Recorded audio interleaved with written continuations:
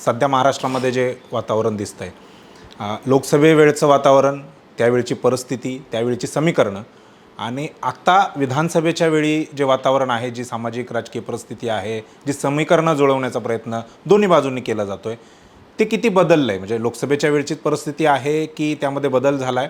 आणि जर बदल झाला असेल तर तो कोणता आणि त्याचा परिणाम किंवा त्याचा फायदा हा महाविकास आघाडीला मिळेल की महायुतीला मिळताना दिसतोय? गेल्या 6 महिन्यामध्ये समीकरणांमध्ये निश्चितपणाने बदल झाला आहे. एक म्हणजे लोकसभेच्या निवडणुकीत एवढा मोठा धक्का बसेल असं भाजप आणि त्यांच्या मित्रपक्षांना न वाटल्यामुळे निवडणुकीचा निकाल आल्यानंतर ही सगळी मंडळी डॅमेज कंट्रोल मोडमध्ये गेलेली आहे. बरोबर. आणि डॅमेज कंट्रोलचा एक महत्त्वाचा भाग असा आहे की तुम्ही ज्यांना मोदींनी रेवडी असं म्हटलेलं आहे, ते रेवडी पॉलिटिक्स तुम्ही करत राहा. म्हणजे लाडकी बहीण योजना हे रेवडी पॉलिटिक्स आहे. किंवा मुख्यमंत्र्यांच्या नावाने ज्या सगळ्या वेगवेगळ्या योजना, कुशल तंत्रज्ञांसाठीच्या योजना आहेत, 6,000, 8,000, 10,000 अशा प्रकारची रक्कम दर महिन्याला लोकांना द्यायची आहे. एसटीमध्ये महिलांना आधी निम्म तिकीट, मग पूर्ण तिकीट माफ करणं, ज्येष्ठ नागरिकांना तिकीट 75 वर्षांपेक्षा जास्त लोकांना मोफत, किंवा मुख्यमंत्री तीर्थयात्रा दर्शन योजना, किंवा अगदी महात्मा फुले योजनेमधला जो निधीचा लाभ होता तो 1.5 लाखावरनं 5 लाखावर गेला. हे जे सगळं आहे हे वरकरने तुम्हाला वेलफेअर पॉलिटिक्स वाटतं, म्हणजे लोककल्याणकारी पण हे सगळं करत असताना आता तुम्ही निवडणुकीच्या तोंडावर हे 6 महिने कराल. निवडणुका असं गृहीत धरून चालू की तुम्ही जिंकलात, तर त्याच्यानंतर तुम्हाला या सगळ्याची अर्थसंकल्पीय तरतूद करावी लागेल. आणि आता तुम्ही 1,500 देताय, महागाई तर वाढत राहणार आहे. मग लाडक्या बहिणीला पुढच्या वर्षी पण तुम्ही 1,500 देणार का? सरकार तर म्हणतंय की 2,000, 2,500, 3,000 अशा पद्धतीने वाढत करत जेव्हा राहाल त्यावेळेला तुम्हाला तुमच्या समाजातली जी काही क्रयशक्ती आहे, तुमच्या समाजातली माणसांनी घराबाहेर पडून कामं करणं आणि एकूण अर्थव्यवस्थेला गती देण्यासाठी जी कामं आहेत, हे घडण्याचा काही विचार राज्यकर्त्यांनी केला आहे का? तर नाही केलेला. पण याचा अर्थ असा नाही आहे की लोकांनी ह्या सगळ्याच्या मागच्या अर्थकारणाचा विचार करून ते मतदान करतील. आता लोकांना काय दिसतं की जवळपास 2 ते 2.5 कोटी स्त्रियांच्या व्यक्तिगत बँक खात्यामध्ये किमान 6,000 आणि जास्तीत जास्त 7,500 रुपये गेले. कदाचित काही स्त्रियांच्या खात्यामध्ये गेले नसतील, कमी गेलेले असतील, पण तरी सुद्धा अशा प्रकारची रक्कम आपल्या व्यक्तिगत खात्यामध्ये जाणं ही ज्या स्त्रीचं आयुष्य रोजगार हमी योजनेवर अवलंबून आहे, किंवा शेतात भांगलणी करण्याच्या ह्याच्यावर अवलंबून आहे, किंवा जिला घरामध्ये मिळणारा पैसा हा नवऱ्याच्या इच्छेवर किंवा मुलाच्या इच्छेवर अवलंबून आहे, त्या बाईच्या हातामध्ये अशा प्रकारची रक्कम येणं हा गेम चेंजर भाग असू शकतो. हे महायुतीला विरोध करणाऱ्या मंडळींनी समजून घेतलं पाहिजे.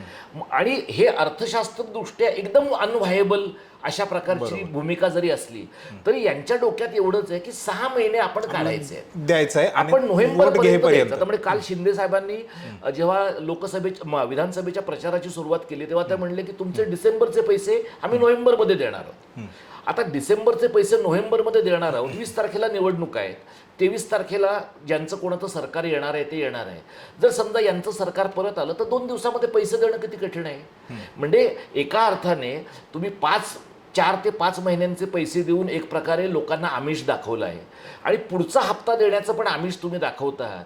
याला जे काउंटर नॅरेटिव्ह आहे महाविकास आघाडीचं की नाही नुसते बहिणींना पैसे देऊन कसं चालेल, बहिणी सुरक्षित पण राहायला पाहिजे. पण असं बहिणींना वाटतंय का? बहिणींना काय वाटतंय की पैसे मिळाले पाहिजेत आणि आपण सुरक्षित पण राहिलं पाहिजे. पण पैसे मिळाले पण सुरक्षित नाही राहिलो तर महायुतीला मतदान करणार नाही असं बहिणी म्हणतायत का? कारण सर्वे जे आहेत ते सी वोटरचा सर्वे असेल किंवा त्याच्या अगोदर झालेला लोकनीतीचा सर्वे असेल CSDSचा, तर त्या सर्वेमध्ये असं दिसतंय की लाडकी बहीण योजना जी आहे त्याचा लाभ मिळालेले आणि त्यातून खुश असलेले सरकारवरती असे 40% वर महिला आहेत. मुंबईमध्ये सी वोटरचा सर्वे सांगतो की 51% महिला अशा आहेत की ज्या महायुतीच्या बाजूने आहेत, खास करून ह्या योजनेच्या संदर्भामध्ये. तर एकतर ही योजना सस्टेन राहील का? सरकार कोणाचाही येऊ द्यात, सस्टेन राहील का? कारण महाविकास आघाडीच्या बाजूने पण असं म्हटलंय की आम्ही ही योजना जी आहे ती कंटिन्यू पुढे करणार आहोत. तर ही सस्टेन राहील का? कारण शेवटी राज्य सरकारवरती जो 46 करोड रुपयांचा जो आर्थिक बोजा आहे त्यासाठी सरकारला कर्ज घ्यावं लागणार आहे. ते आणि अर्थशास्त्रीय दृष्ट्या असे पैसे वाटणं म्हणजे गरिबी संपवायची तर पैसे का वाटत नाहीत हा एक प्रश्न आहे. तर अशा पद्धतीचे पैसे वाटणं हे कितपत अर्थशास्त्रीय दृष्ट्या योग्य आहे? आता तुम्ही जो मुद्दा मांडलात म्हणजे तुम्ही 2 सर्वे सांगितले, लोकनीतीचा आणि सी वोटरचा.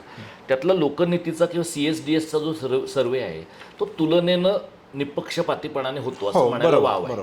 सी वोटरच्या सर्वेबद्दल मात्र साशंकता आहे. असं म्हणता येईल. कारण आणि त्याच्यावर त्याचे आरोप पण झालेले आहेत या वोटरचे जे कर्ते मंडळी आहेत त्यांची तुम्ही आयडिओलॉजिकल बॅकग्राऊंड बघितली नागपूरचेच आहेत ते तुमच्या लक्षात येईल. आता प्रश्न असा आहे की तुम्ही लोकांच्या खात्यामध्ये पैसे टाकून गरिबी संपवू शकता का तुम्ही लोकांना रोजगारक्षम अशा प्रकारची वातावरण क्रयशक्ती निर्माण करू शकता. तर आता महाविकास आघाडीच्या मंडळींनी म्हटले की आम्ही काही योजना बंद करत नाही. कारण कुणीतरी मध्ये मला वाटतं सुनील केदार का कोणतरी मध्ये एका भाषणामध्ये असं म्हणाले की आम्ही आलो की बंद करून टाकू. मग कदाचित नंतर ते असंही म्हणाले असतील की माझ्या विधानाचा विपर्यास झालेला आहे. पण महाविकास आघाडीची पंचायत अशी आता झाली आहे की त्यांना कितीही लाडकी बहीण योजना आर्थिकदृष्ट्या अव्यवहार्य आहे हे माहीत असलं कळत असलं तरी 20 नोव्हेंबरपर्यंत त्यांना हे बोलण्याचं स्वातंत्र्य नाही. कारण शिंदे, फडणवीस आणि अजित पवार यांनी त्यांना अशा प्रकारे खिंडीत पकडलंय की आम्हाला मतं द्या तर आम्ही योजना चालू ठेवू, यांना तुम्ही मतदान केलं तर हे योजना बंद करणार आहे. त्यामुळे सरकार स्थापन होईपर्यंत असं गृहीत धरून की महाविकास आघाडीचं सरकार येईल, महायुतीचं आलं तर त्यांना आहे ते मागच्या पानावरून पुढे सुरू करतात. पण महाविकास आघाडीच्या सरकारला जर ते आलेच तर आर्थिक अव्यवहार्यतेचा विचार हाच 23 नोव्हेंबरच्या नंतरच बोलून दाखवता येणं शक्य आहे. तोपर्यंत तरी त्यांना आपण फक्त ही योजना चालू ठेवू असं नाही तर कदाचित या भावांच्या पेक्षा दुसरे भाऊ जास्त पैसे देतील असंच सांगणं भाग आहे. आणि त्यातनं मला वाटतं की कोणाच्याही डोक्यामध्ये हे राज्य कसं चालेल, या राज्यामधल्या पायाभूत सुविधा कशा विकसित होतील, या राज्यामध्ये दुष्काळी भागांमध्ये म्हणजे माझे काही सहकाऱ्यांनी दुष्काळ आणि क्लायमेट चेंज या विषयावर काम करताना त्यांच्या असं लक्षात आले की एकेका गावामध्ये 100 200 300 बोरवेल लोकांनी काढल्यात आणि 900-1000 फुटापर्यंत पाणी मिळत नाही. आता अशी परिस्थिती असेल तर तुम्ही लोकांना जे पैसे देताय ते उद्या लोकांनी पाणी विकत घेण्यासाठी वापरायचं आहे का? त्यामुळे शेतीचं काय करायचं, दुष्काळाचं काय करायचं, पिण्याच्या पाण्याचं काय करायचं, पायाभूत सुविधांचं काय करायचं. माणसांचं आयुर्मान वाढतं आहे तर वाढलेल्या आयुर्मानामध्ये तुम्हाला कायम महात्मा फुले आरोग्य योजना तुम्हाला फायद्यात पडणार आहे का? तुमच्या गावात प्राथमिक आरोग्य केंद्र असलं पाहिजे आणि तुमच्या गावामध्ये इमर्जन्सीची पण सोय असली पाहिजे. तर याचा विचार ना राजकीय पक्ष करतायत ना त्यांचे जे सगळे पंटर तुम्हाला निवडणुकीच्या वेळेला धाब्यावर जाऊन फुकटची दारू रिचवताना तुम्हाला दिसतात ते तुम्हाला करताना दिसत आहेत. आणि आपलं मत हे बाजारपेठेतल्या विशिष्ट मूल्याला उपलब्ध आहे असं म्हणणारा जो मतदार आहे आणि जो मोठ्या प्रमाणात आहे आणि जो सर्वपक्षीय आहे तोही मतदार याचा काही फार विचार करतोय असं नाही. अशा परिस्थितीमध्ये मला असं वाटतं की सरकार कोणाचंही येऊ नोव्हेंबरमध्ये अतिशय कठीण अशा प्रकारच्या आर्थिक स्थितीला त्या सगळ्या मंडळींना सामोरं जावं लागणार आहे. म्हणजे तुम्ही काय करताय तर एका योजनेचा पैसा दुसऱ्या योजनेमध्ये घालताय तात्पुरता, पण नोव्हेंबर नंतर तुम्हाला नव्याने तरतुदी कराव्या लागतील. सप्लिमेंटरी बजेटमध्ये तुम्हाला ठरवावं लागेल किती काय खर्च झालेला आहे. आणि जानेवारी फेब्रुवारीपासून महाराष्ट्रामध्ये दुष्काळाच्या झळा जर लागायला लागत असतील तर ज्यांचं कोणाचं नवं सरकार येईल त्या मंडळींना हा पण विचार करावा लागेल की त्या खात्यामध्ये 1,500 ठेवणं ही आपली प्रायोरिटी आहे का शेतकरी आणि कामगार जिवंत राहणं ही आपली प्रायोरिटी आहे. बरोबर.